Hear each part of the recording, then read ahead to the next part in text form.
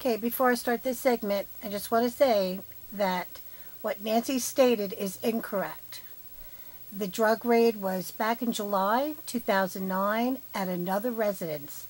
It happened long before Antoinette Davis and her son moved into Sleepy Hollow. So Nancy is like really way off on this and really needs to get her act together. Here's the show. Well, we've talked about social services. I feel if they knew or they were aware of this case, a phone call saying that this was the type of environment. I don't know the whole case with Shaniya's mother and social services at this time. But I feel if they would have known, they should have contacted me. Tonight we learned Shaniya's father blaming himself for her death. To Jeff Gardier, Dr. Gardier, psychologist, author of Love Prescription, why? Why is the father blaming himself? There were red flags everywhere, but nobody waved them in front of him. Well, he's blaming himself, Nancy, because he felt that he gave the mother a chance to get herself together, and perhaps it was the wrong judgment call on his part. So I can understand where he's coming from, but he should not be blaming himself. Isn't that common, Dr. Jeff, that the survivor, the loved ones, always feel like there was something they should have, could have done to stop what happened? Oh, he had absolutely. no idea this moron McNeil was going to come into the picture and that his wife had a drug debt, allegedly. He didn't know that. This is very common, and he's going to be blaming himself for very... Okay. Antoinette was not his wife, just so everybody knows. They were never married. Oh, I think I should be a co-anchor on Nancy Grace. Here you go.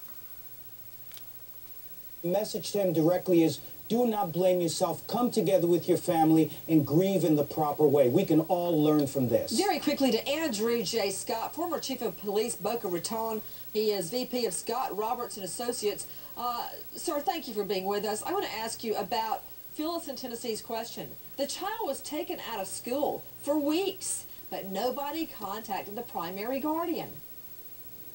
That's a problem. It's a problem on several accounts. With regards to, first and foremost, nobody from the school checking in on the parent and on the child as to why the child was pulled out. Secondarily, the father has just as much right to know what the condition of the student is, and particularly being his child, he should have known as well. And the system has failed completely on many levels for this child. On many levels. Andrew. To Howard Oliver, Dr. Oliver, former deputy medical examiner, forensic pathologist. Dr. Oliver, they're telling me tonight that they haven't finished the autopsy. That is complete BS. It does not take 3 days to do an autopsy. It doesn't. Maybe they're waiting on toxicology reports, but why would they even say that? Because they don't want to release the outcome yet?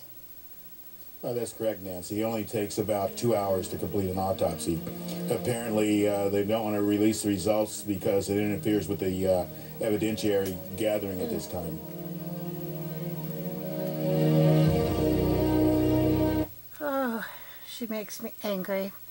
When they found Kaylee Anthony on December 11th, it took until, I believe, the 18th of December before the medical examiner release the results of the autopsy. Thereabouts December 18th. Just don't hold me to it. I'm losing my mind today.